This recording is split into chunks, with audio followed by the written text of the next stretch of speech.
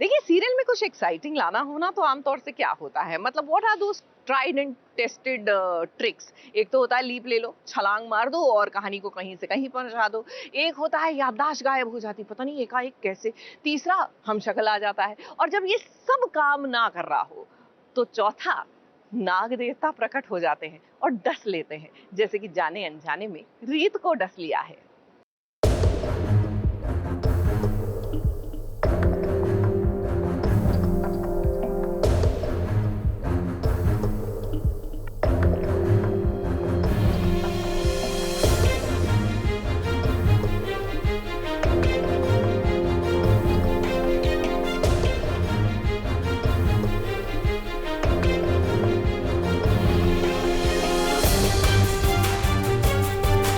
खतरों का सामना तो रीत हमेशा ही करती रहती है, लेकिन इस बार नाग देवता से उसका सामना हुआ है। और देखिए, बिना डरे उसने सांप को अपने हाथों में ऐसा उठाया जैसे ये उसके लिए रोज का काम हो। अब टीवी की बहुरानी है रीत, तो भाई देखिए, खतरा तो मोल लेना ही पड़ेगा। और फिर रियांश की जान भी तो बचानी थी, जिसके चलते रीत ने खुद को खतरे में झोंक दिया। और फिर देखिए क्या हुआ, सांप ने रीत को काट लिया।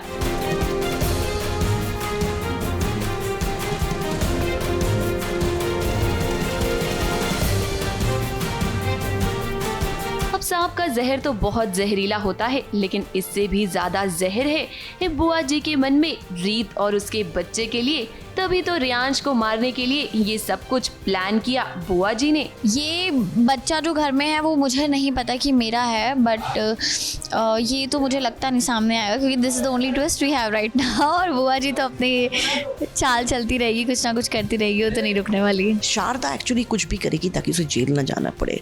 तो वो ये सच तो बड़ी मुश्किल से बाहर अगर आ भी गया तो अपने आप को किस तरह से बचाने की कोशिश करेगी। पहले तो ये कोशिश करेगी कि ये सच कभी सामने ना आए, कभी भी सामने ना आए, क्योंकि जिस दिन ये सामने आ गया उस दिन इस घर में तो उसकी जगह नहीं है। अब देखिए, बुआ जी ना ये बात अच्छे से जानती हैं कि अगर रीत के सामने ये सच आ गया कि घर में जो बच्चा है वो रीत का ही है, तो उनकी पोल पट्टी तो खुल जाएगी। ऐसे में जाहिर सी बात है कि रियांश को उन्हें अपने रास्ते से हटाना ही पड़ेगा। और मुझे पता चला कि मेरा बेटा जिंदा है और एक औरत ने मुझे कहा था कि मैं उससे मिलने आऊँ, और मैं उससे मिलने चली गई, तो वो मेरे लिए ज़्यादा इम्पॉर्टेंट था, तो मैं वहाँ गई थी। तो कहीं ना कहीं राघव को भी ये लगता है कि ये सब मेरा वहम है और कोई मुझसे मेरे साथ मजाक कर रहा है, और मैं उस बातों को सीरियसली ले रही हूँ कि मेरा बच्चा जिंदा है। तो मुझे लगता है ये सब फसाद की जड़ वो रियांश ही है। अब रियांश जब तक रहेगा तब तक मैं तो नहीं जीत सकती, क्योंकि जो आ रहा है वो मेरी क्लास लगा के चले जा रहा है। वैसे हम आपको ये बता देते हैं कि रीत को एक औरत ने मिलने के लिए बुलाया था। रीत को उस औरत ने ये भी बताया कि उसका बच्चा जिंदा है, यानी कि कहीं ना कहीं रीत को अब आधा सच तो पता चल चुका है। और ये बात तो आप अच्छे से जानते हैं कि टीवी की बहुरानियां आखिर में ये पूरे सच तक पहुंच ही जाती हैं। मुंबई से प्रिया धवड़े के साथ एबीपी न्यूज रिपोर्ट।